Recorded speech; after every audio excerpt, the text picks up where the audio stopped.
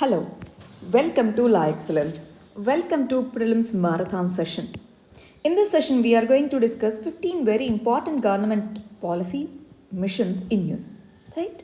These are the 15 issues. National policy on rare diseases, draft e-commerce policy, national education policy, draft procurement policy, defense procurement policy, draft defense production and export promotion policy, National Mission on Technical Textiles, National Mission on Integrated Cyber Physical Systems, National Mission on Quantum Technology, National Health Policy, National Digital Health Mission, National Biopharma Mission, National Nutrition Mission, National Electronics Policy, National Software Products Policy, National Broadband Mission, and finally, National Electronic Mobility Mission Plan 2013. These are the 15 important policies that we are going to discuss now. Our first important policy is National Policy on Rare Diseases. This policy is proposed by the Ministry of Health and Family Welfare and it has two very important objectives. One is to achieve the universal health care under National Health Policy 2017. What is the meaning of universal health care? Provision of healthcare services to all the people at the affordable cost at all regions. Universal health care.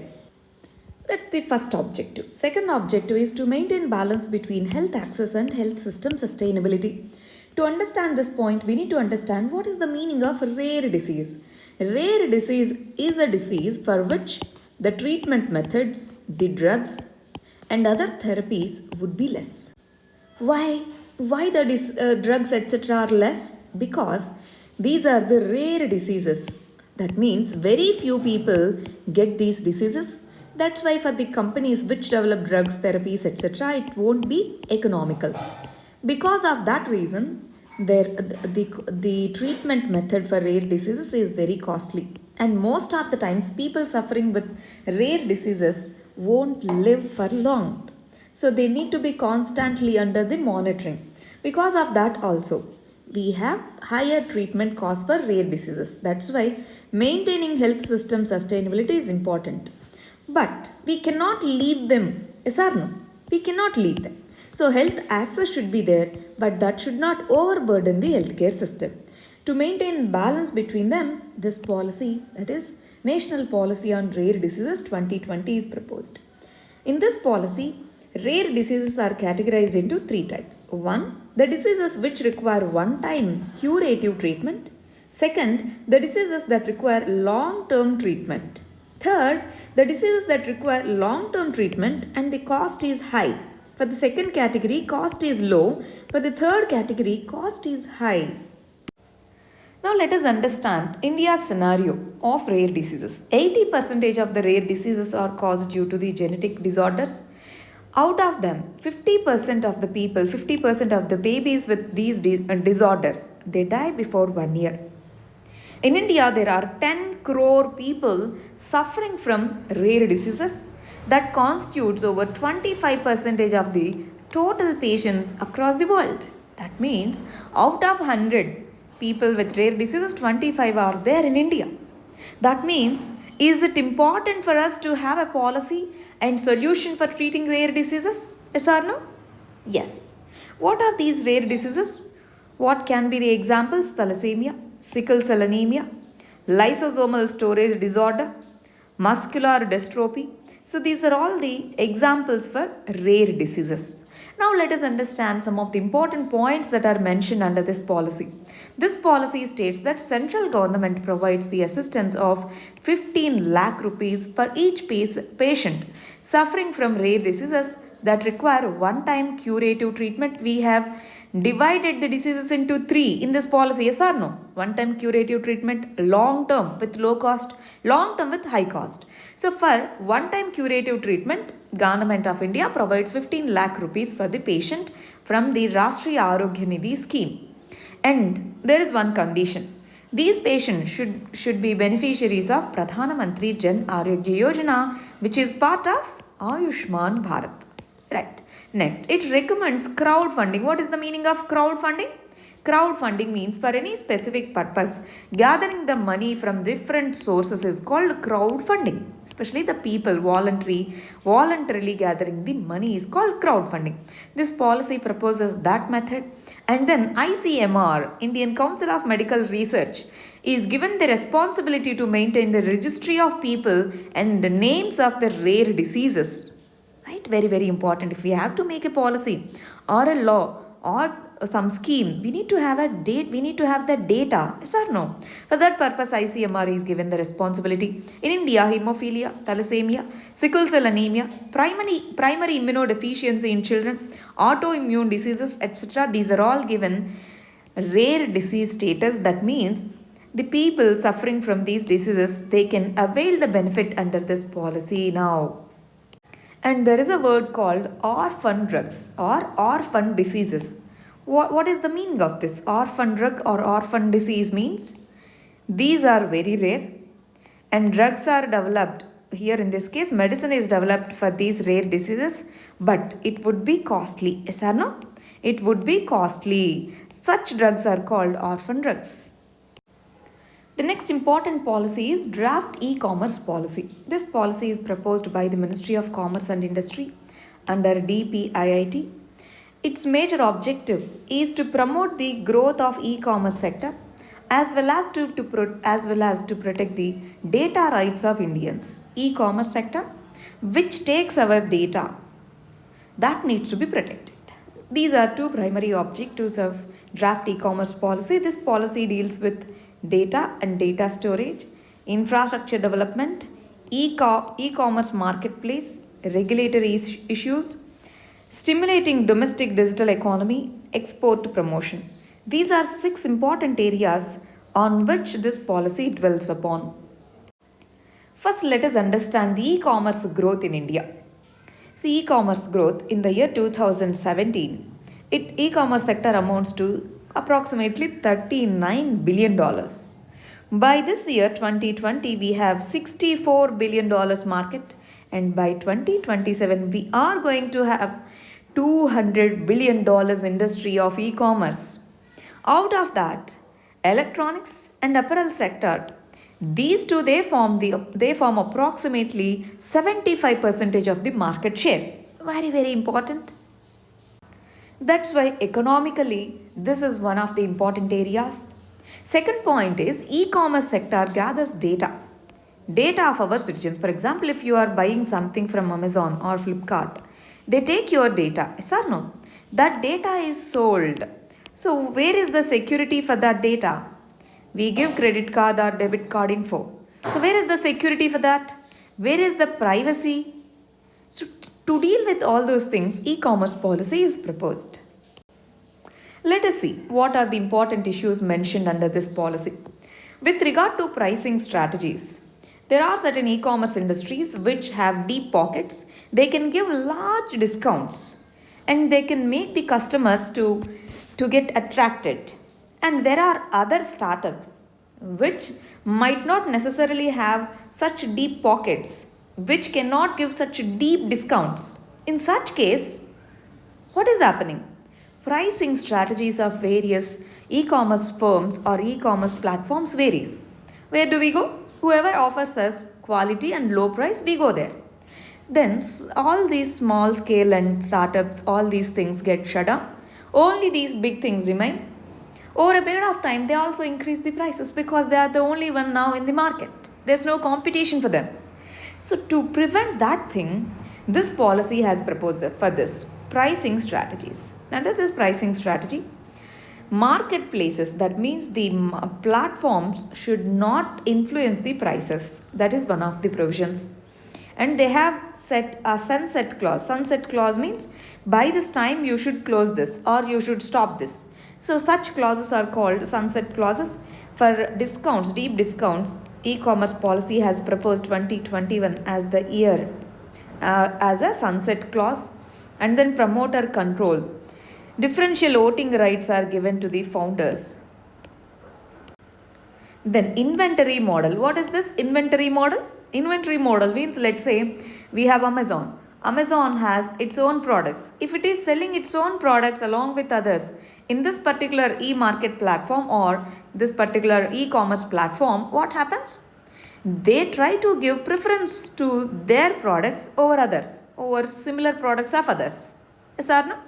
For that purpose, the e-commerce policy, draft policy, has restricted the inventory based model. And they have provided for relaxation for the Indian made goods in these platforms. That means there are two types of models. One is inventory model of e-commerce. Second is marketplace model of e-commerce.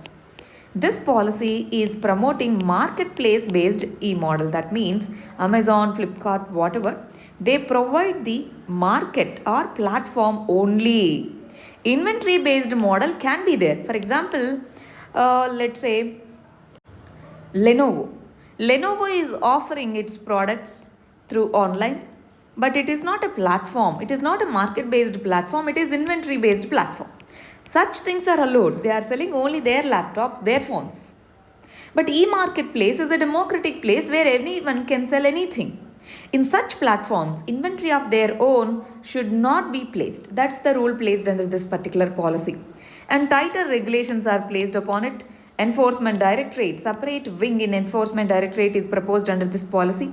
Competition Commission of India is going to examine the distortions in mergers and acquisitions of e-commerce firms. Single regulator and single law to address the digital economy. E-commerce is part of digital economy. Out of all of them, this one is very important. Data localization, what is it? The data belongs to Indians. Data is generated in India. So government said, as you are generating the data in India, you need to store it in India. That's why the term data localization. And whenever government requires, the e-commerce firm should submit the data to the government.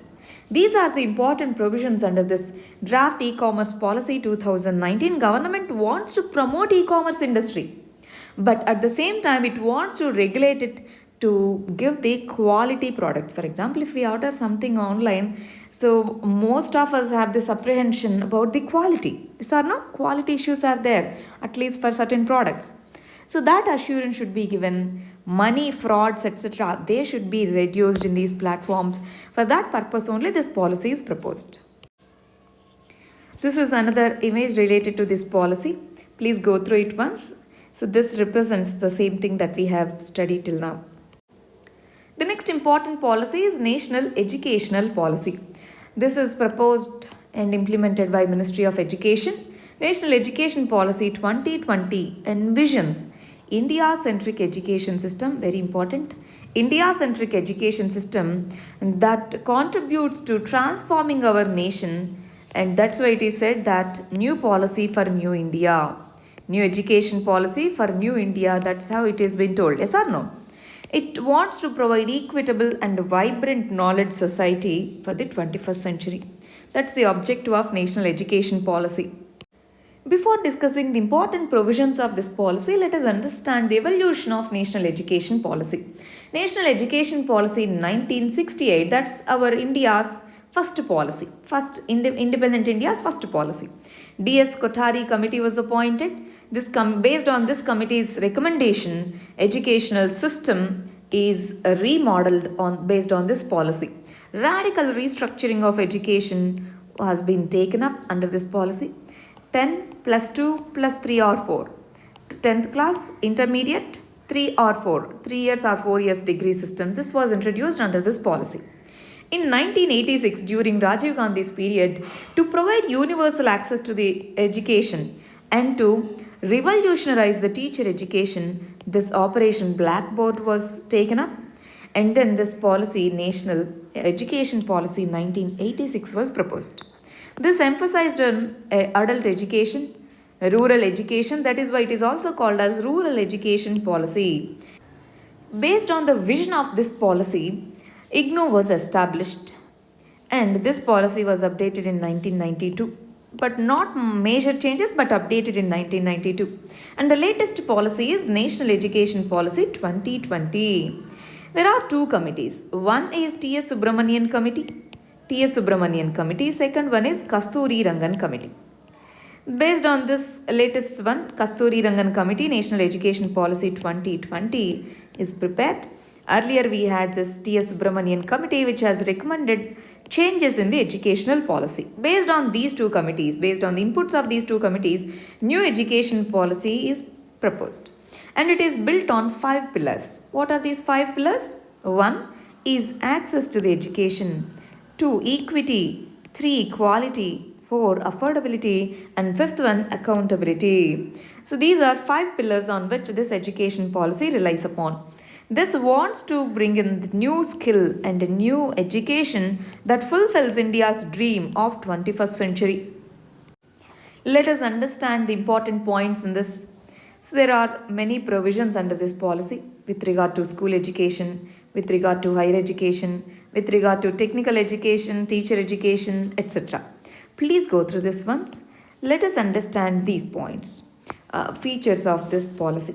First one is universalization of education from the age 3 to 8. Remember, earlier we had 6 to 14 years. Yes or no? Under RTE, that is Right to Education, we have universal compulsory education for the children age between 6 to 14. Now, this policy has proposed for universalization of education from the age 3 to 18.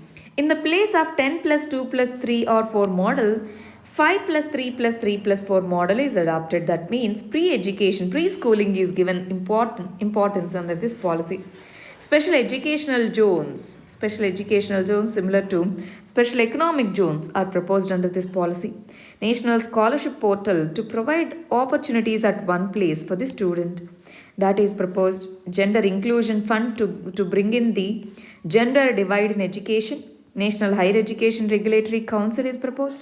Already we have National Testing Agency that needs to be strengthened. That is one of the point under this. Academic bank of credit for the student. So the student can move to different college in between also. Such provision is made under this. National Research Foundation NRF is established, is proposed under this. Already this is a proposal under this year's budget. National Education Technology Forum is also proposed under this policy 2020. Please go through these points.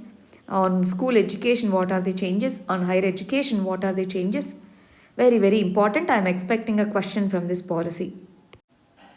The next important policy is Defence Procurement Policy or Plan. Defence Procurement Procedure or Plan. This is proposed by the Ministry of Defence. Recently, this Defence Procurement Policy was unveiled. We should know what are the other defense policies that we had earlier. First of all, let us understand the objective of this policy. This policy's objective is to promote the indigenous manufacturing of defense equipment in India. And then second one is to expedite the procurement of defense equipment in India. We had different policies earlier. After this Kargil war, we have appointed a committee called Kargil Review Committee. It has proposed for modernization of arms and speedy procurement procedure. Based on that, in the year 2002, the government has proposed defense procurement policy or procedure. Again, it was modified in 2005, modified in 2016. After that, 2018 modification was done, and that policy has introduced this model called a strategic partnership model. That means, what is the meaning of that? That means public and private participation in defense research as well as in the defense manufacturing. Now the latest policy is this one, Defense Procurement Policy 2021. It is to increase the indigenous manufacturing of defense equipment. 2, to speed up the procurement procedure. Procurement can be from the domestic companies as well as from the foreign companies. Yes or no? Right. Then let us understand the important points under this particular procedure or policy. Indigenous content clause is included, and the indigenous content is stipulated as above 10% under this policy Make in India initiative. And there are new categories that are introduced: buy global, that is buy the technology globally and manufacture the product in India. Second one, lease in India. How many days you require? You lease, you take the equipment for lease and give it back. Third, lease global. This is from Indian companies, this is from global companies. These are the important categories that are added under this procedure. Otherwise, these were there earlier also. Very, very important. And there is this clause called price variation clause. Price variation clause has been introduced. Why?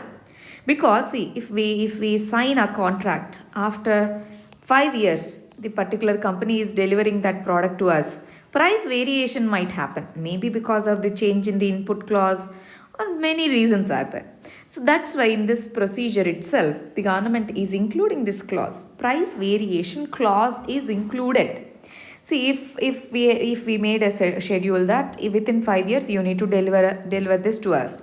If they are not delivering it, if there are any delays, we are going to pay them less. Such provisions are made under this policy to expedite the indigenous procurement and production. The next important policy is also related to defense sector. This one is called Draft Defense Production and Export Promotion Policy.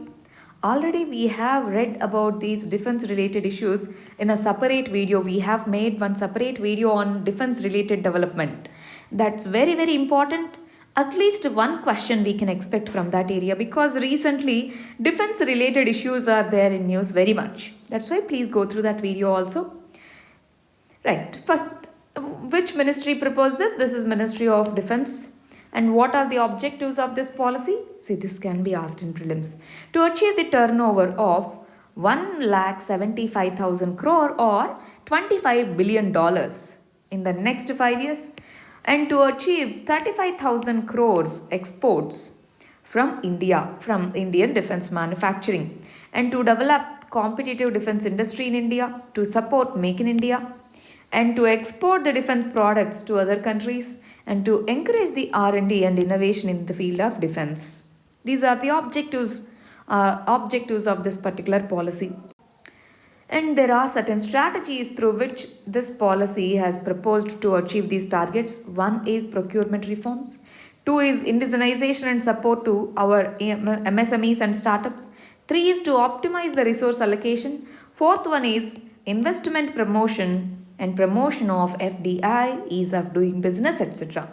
Promoting innovation and R&D. Promotion of defense PSUs and ordnance factory boards.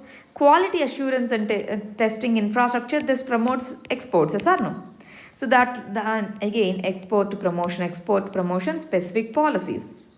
These are the strategies under Defense Production and Export Promotion Policy 2020. Very, very important. The next important mission is National Technical Textiles Mission 2019. This is proposed by the Ministry of Textiles. What is the meaning of technical textiles? Technical textile is a textiles other than the textile that is used for aesthetic and decorative characteristics. In general, technical textiles includes automotive applications, medical textiles, geotextiles, agro-textiles, protective clothing, etc. The Cabinet Committee on Economic Affairs has approved National Technical Textiles Mission, this mission with the outlay of 1,480 crores. The aim of this is to make India a global leader in manufacturing of technical textiles. There are certain targets given under this particular policy. First one is in the next 4 years, 4 targets are given from 2020 to 2024. First one is to promote the research and development in the field of technical fibers and technical textiles. Second one is the promotion of market for the technical textiles.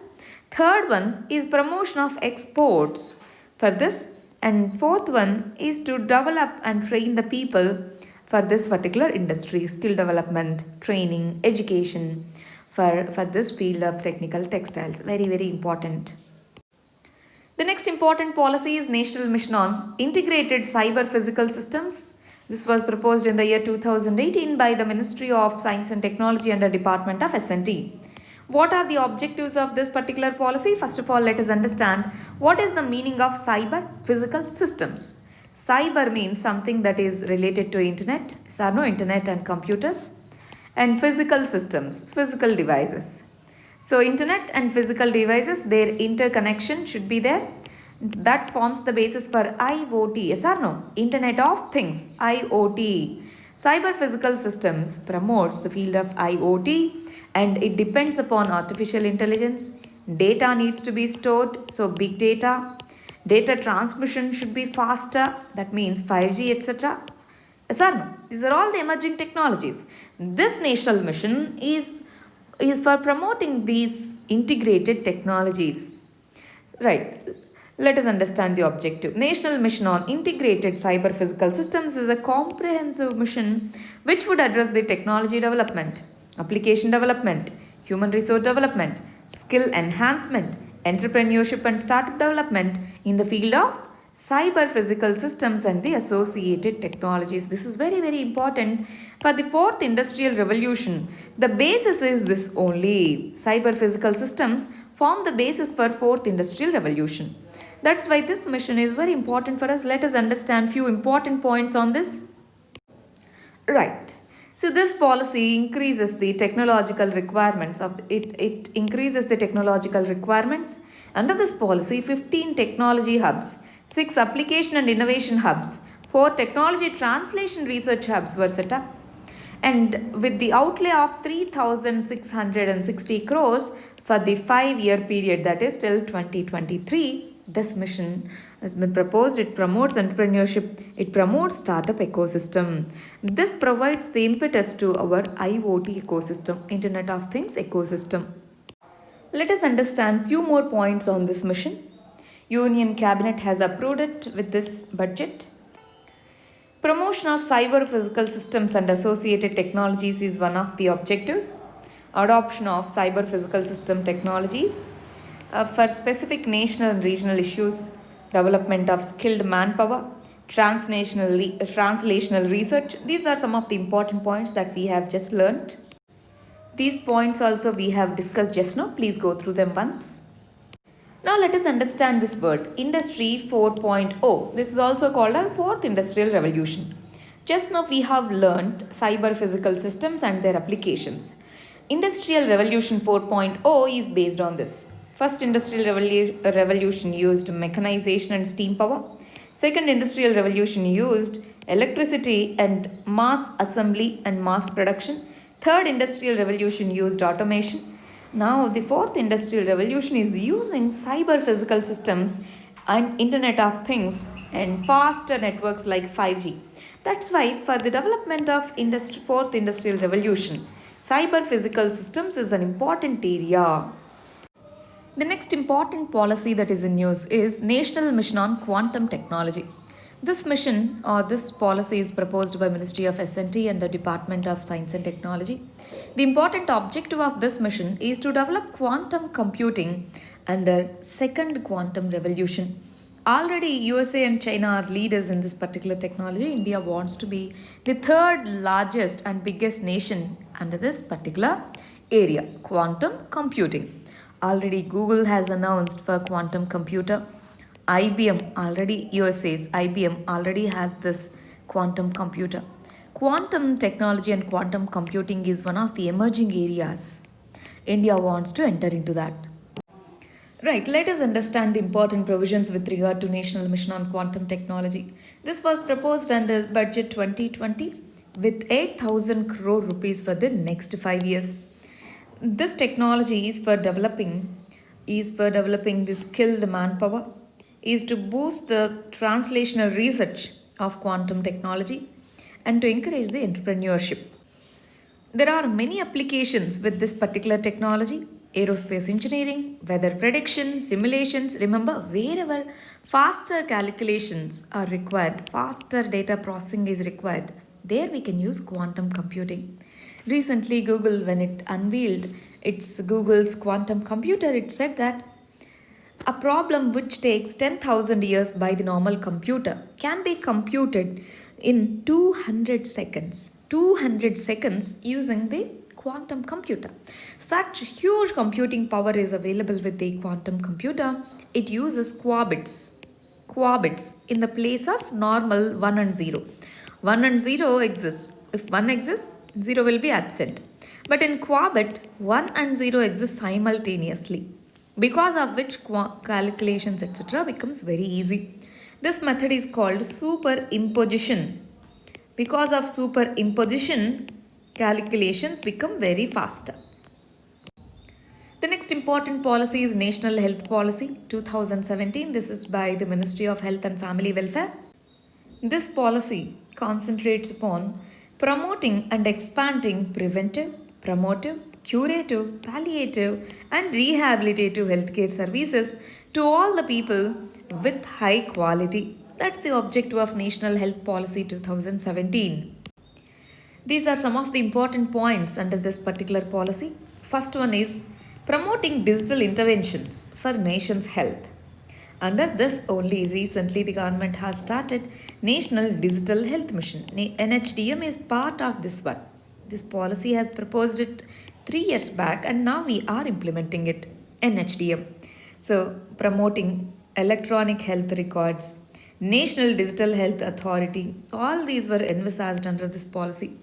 Preventive and promotive health care is the focus of this policy.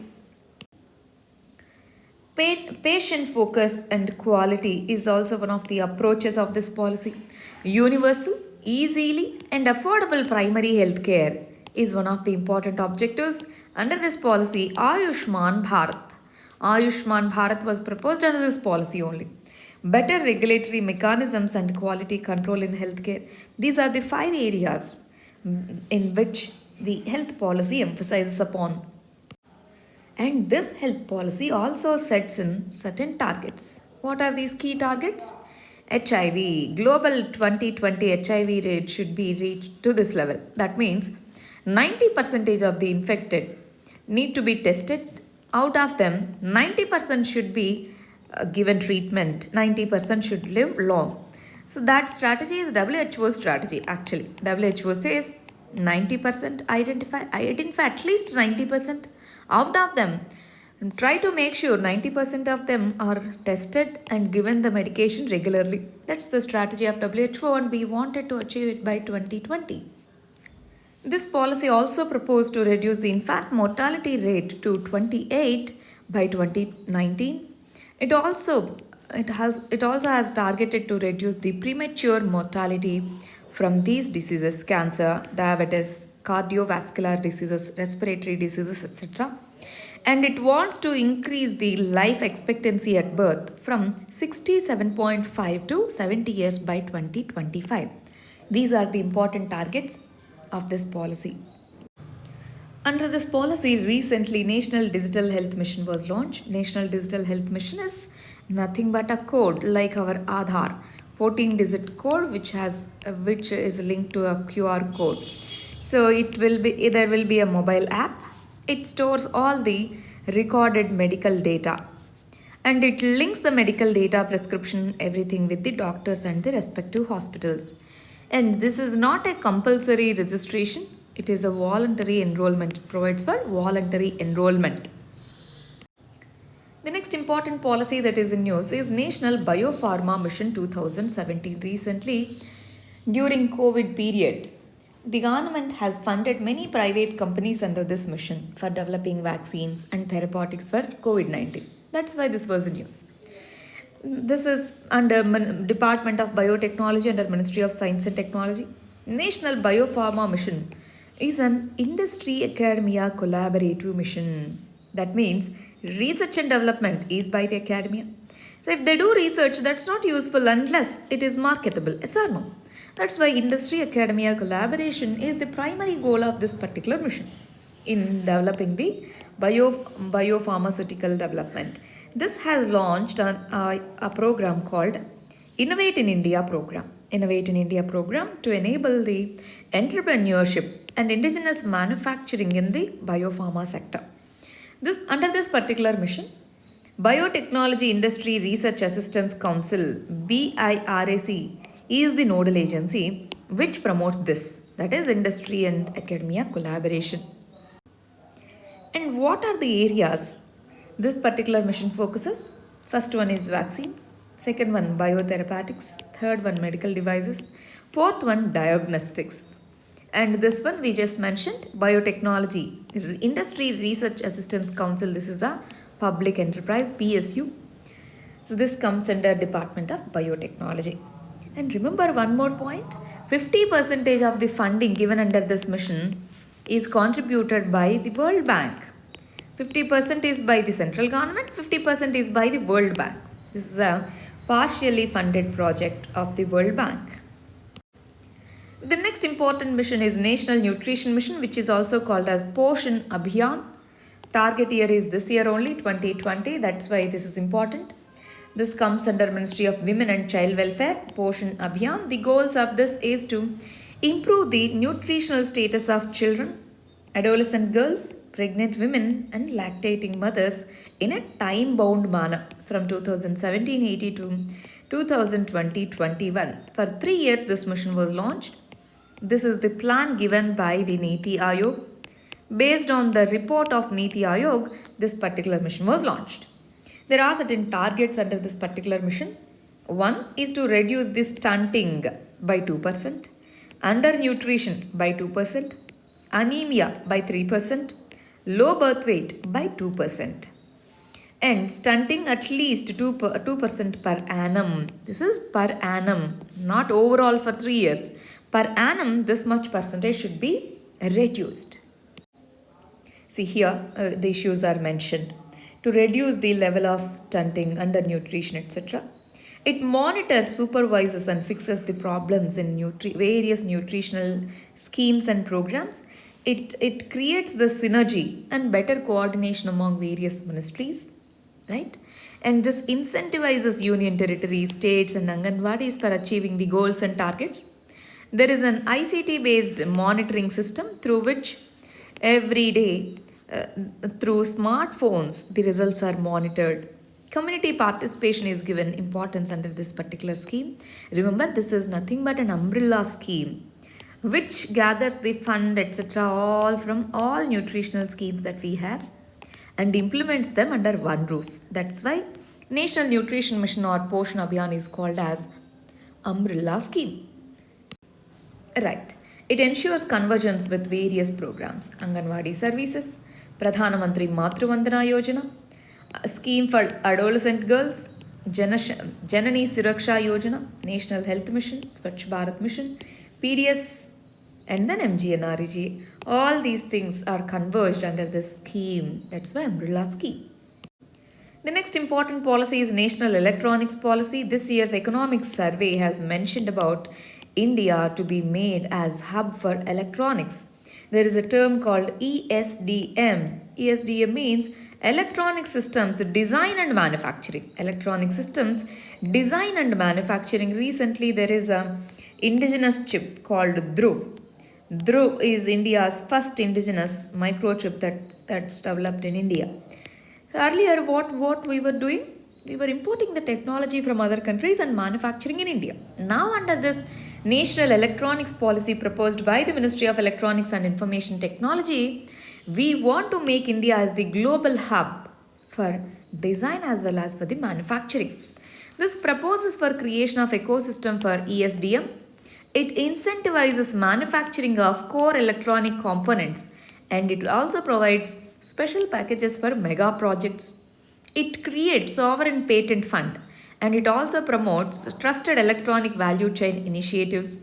The goal of this mission is to achieve turnover of 26 lakhs crore turnover in this electronic sector by 2025, including production of 100 crore mobile handsets in India. Most of the mobile handsets that we use in India are designed in China and we are using them and are also manufactured in China. That's the problem. Now we want to make it in our own country. There are other points on this. So this policy envisages India to be a global hub for electronics. It aims to manufacture over $400 billion in electronics, or in other terms 20 lakh crore turnover. 20 lakh crore turnover in the next coming 5 years. India is already second largest mobile handset manufacturer in the world. First largest manufacturer is China. We want to overtake China in this, and this policy is to increase the ease of doing business in the electronic and hardware industry. It promotes our digital India. Yes or no? Digital India. Under this particular policy, National Electronics Policy, there are three schemes. Production Linked Incentive Scheme, Scheme for Promotion of Manufacturing Electronic Components and Semiconductors, Electronics Manufacturing Cluster Scheme. Please go through these three schemes, very, very important. The next important policy is National Software Products Policy 2019. This is also proposed by the Ministry of Electronics and Information Technology. This is to increase the share of global software product market by 2025. As of now, India is good at back office, that is BPOs, etc. We want to make India a software product hub. For that purpose, this policy has been proposed. This policy envisages to make India as hub of global software product market, and we want to achieve the goal of 70 to 80 billion dollars market. And it wants to generate additional 3.5 million direct and indirect employment in the IT sector. Software Product Development Fund with 5,000 crore rupees has been proposed. It is to create the global talent pool across the world, and we want to attract the people to India. And it is to build the cluster-based innovation-driven ecosystem in the field of ICT. It is to establish National Software Products Mission as a single window for all issues related to software products. The next important mission that is in news is National Broadband Mission 2019. You might have heard about this BharatNet project. BharatNet. What is this BharatNet? This is the program which is renamed from this National Optical Fiber Network Program, NFON, that was started in 2011. This was renamed as BharatNet program. Under this, we want to make sure that broadband connectivity is provided to all the rural areas. To provide that, we need to have the infrastructure, yes or no? For that purpose, last year, National Broadband Mission 2019 was launched. If we look at the internet penetration in India, overall, 18.42 million wired connections are there. In India, 40% of the people have the reach to the internet. That means remaining 60% of people doesn't have the internet access. That means it is leading to digital divide. This word is very, very important, and this is in news. Digital divide. Recently, NSO said only 23% have the access to internet. This is the latest one compared to the NSO's data. So that's why 40% after the Jio, many people have got internet connection to their mobile phones because of smartphone revolution and Jio in India. Alright, next. This National Broadband Mission 2029, it is to enable the growth of digital communication infrastructure, to bridge the digital divide, and for digital empowerment and inclusion of all people in India. The outcomes or deliverables of this particular mission is to provide the access of broadband to all villages by 2022. For incremental 30 lakh route kilometers of optical fiber cable by 2024. Tower density should be increased from 1.0, that is 1 tower per 1,000 of population. Collaborative approach, quality internet services, these are all the objectives of National Broadband Mission, very, very important. And by the way, who implements this mission? It is Department of Telecom. Department of Telecom implements this particular mission. The last one in today's session, that is National Electronic Mobility Mission Plan 2013. This was proposed in the year 2013. The target year is this year, that is 2020. That's why this is in news. Right. So which is the ministry concerned? Ministry of Heavy Industry and Public Enterprise. This is the ministry concerned for this particular policy. It is to encourage reliable, affordable and efficient electronic vehicles. Efficient electronic vehicles to meet the consumer performance and the targets of government. Let us understand what are the goals of this, etc. First, National Electric Mobility Mission Plan was launched in the year 2013. It aims to put 6 to 7 million electric vehicles on roads by 2020. Government has committed 30% e-mobility, electric mobility by 2030 under this mission. Automotive Mission Plan 2026 estimates that It also generates 65 million jobs in the automobile sector. And under this particular plan, National Electric Mobility Mission Plan, there is this scheme called FAME scheme. FAME means faster adoption and manufacturing of hybrid and electric vehicles in India scheme. FAME scheme. FAME 1 was launched in the year 2015. FAME 2 was launched in the year last year 2019. These schemes, FAME 1 and FAME 2, they incentivize the manufacturer of electric vehicles. Here, FAME 1. FAME 1 is a scheme that was implemented till 2017 and then the government extended it further. 2019, FAME 2 scheme was launched. Right, FAME 2. This FAME 2 scheme provides for 10,000 crores incentives over the 3 years. Under this scheme, 2,700 charging stations will be established in grid 3x3 pattern. And here also, if you look at here, fast recharging stations will be established. These are all the points related to FAME scheme which boost the electric cars. Electric cars are environment friendly and pollution would be less if we use them. That's why under this policy, National Electric Mobility Mission Plan 2013, EVs are given importance. This is India's overall EV journey, electric vehicle journey. Since this policy, National Electric Mobility Mission Plan 2020 here doesn't mean it is proposed in 2020. It was proposed in 2030 and year is 2020. So Department of Heavy Industry formulated the scheme called FAME scheme.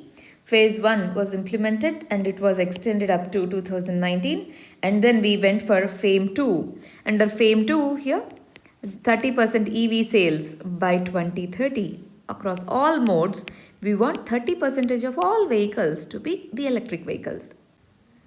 This scheme provides for incentives and targets 2,700 charging stations in cities for around above 4 million inhabitants, fast charging stations along all the major highways, one for each 25 kilometers, and ultra fast charging stations, one for every 100 kilometers.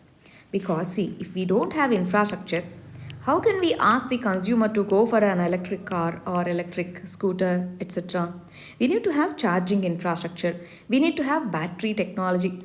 Already we have developed lithium ion batteries. Earlier we were importing these batteries. Now we have the indigenous technology. We are developing the lithium ion batteries and government is promoting the infrastructure. That way, we are expecting EVs to be one of the major sectors, one of the major vehicle sectors in the future.